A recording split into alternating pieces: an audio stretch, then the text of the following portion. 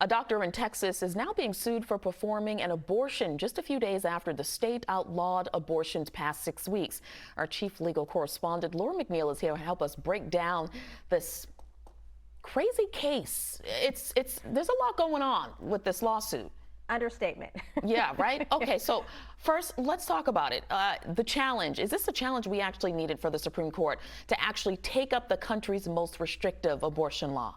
Yes, this is the challenge we needed. We had to wait until an injury was actually occurred, until someone actually broke the law, because when you file a lawsuit challenging something, you have to show that you have standing, meaning you have a dog in the fight, you have been injured. And so in this case, the San Antonio physician admitted to performing an abortion 5 days after the law went into effect. He said he had a duty of care to his patient. And so you have Oscar Stilley, who's a resident, get ready for this, in Arkansas, that has filed this lawsuit against him. And what's so ironic about this particular plaintiff, the gentleman Oscar Stilley that's in Arkansas, he's on home confinement for federal charges for tax evasion and other things. He's serving 12 out of 15 years. And so he said if the state of Texas wants to give a $10,000 bounty, why shouldn't he get it?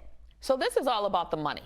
Absolutely, it's all about the money. And he even goes further to say, the plaintiff, that he's not opposed to abortion. Essentially, he sees an opportunity and he's going for it. Yeah, because for viewers at home, anyone that turns in someone or assists someone in getting an abortion past the 6 weeks, you can get $10,000, which we're still trying to figure out how that whole thing is being paid out. What is the legal merit, though, of this case, Laura? You know, it has merit. I mean, the Texas abortion law is very clear. It says if you perform an abortion after 6 weeks, you're in violation of the law, and that citizens, whether they're Texas residents or not, are deputized. They can file a lawsuit against them and receive up to $10,000 for anyone who assists in an abortion after 6 weeks or performs an abortion after 6 weeks. And so this is a legitimate lawsuit, and what it's going to do is provide an opportunity for judicial review, for a court to determine, is this even constitutional? Because that's what the entire controversy has been about with respect to this very unique law.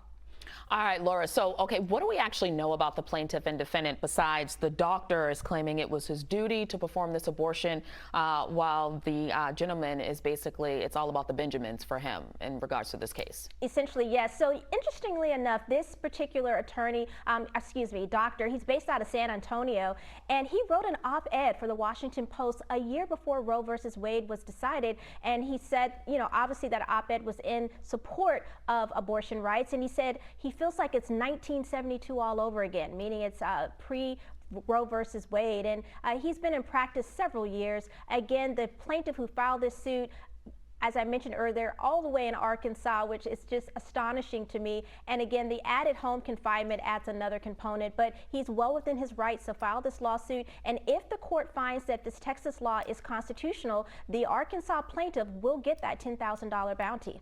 All right. So last question for you, and then we got to wrap. How soon could the high court actually hear this case? Oh, it'll take months unless they file for some type of emergency injunction, which wouldn't be appropriate. It has to make its way through the court system, through the federal court, Court of Appeals. It'll be quite some time. It's a long way to go. Laura McNeal, thank you for that lawful insight. Always a pleasure.